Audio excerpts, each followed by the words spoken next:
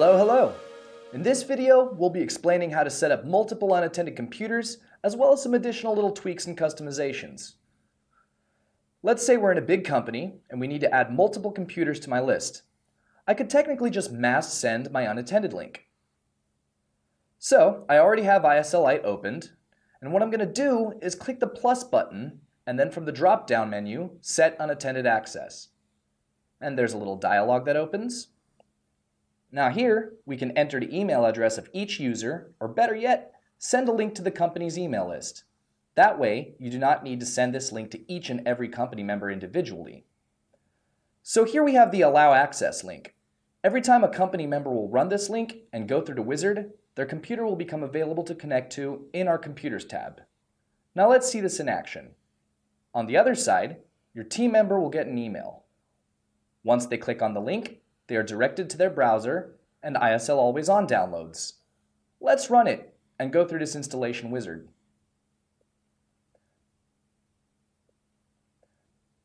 The team member then sets an access password and clicks Grant Access. But for now, let's go back to the admin side. Now as you can see, the computer is now available to connect to.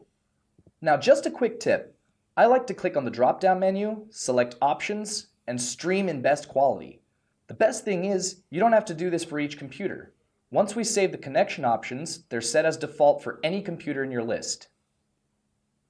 Okay, now here's a couple of tweaks that we could play around with, such as blacking out the remote side screen while you work on it, or simply blackening out their desktop wallpaper in order to save bandwidth.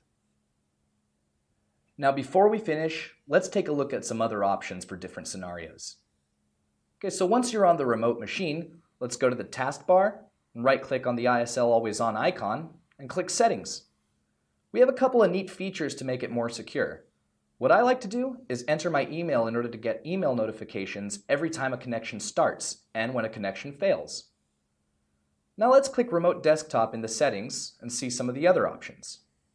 For example, with this handy little function, Always On will prompt the client side if there's an incoming connection, and give them the ability to confirm or deny, and even set the time frame before the connection expires automatically, so you don't take them by surprise if they're reading some sensitive documents.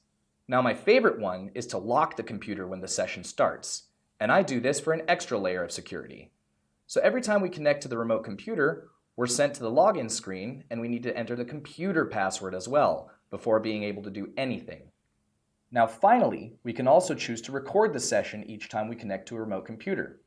This is especially useful if multiple users are connecting to the computer and we want to keep a history of what the remote users have been doing. It also really comes in handy when there's an issue that needs to be escalated to other users. Alright, so that was a long one. If you need anything else explained, come to our live chat or post a comment below on the video. Thank you for watching, and we'll see you next time.